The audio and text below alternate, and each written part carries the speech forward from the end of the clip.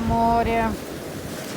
Но очень волнуется, особенно сегодня. Приятный прибой. Шелестят камни. Но купаться небезопасно. Нам достаточно даже не готово. Лишний раз.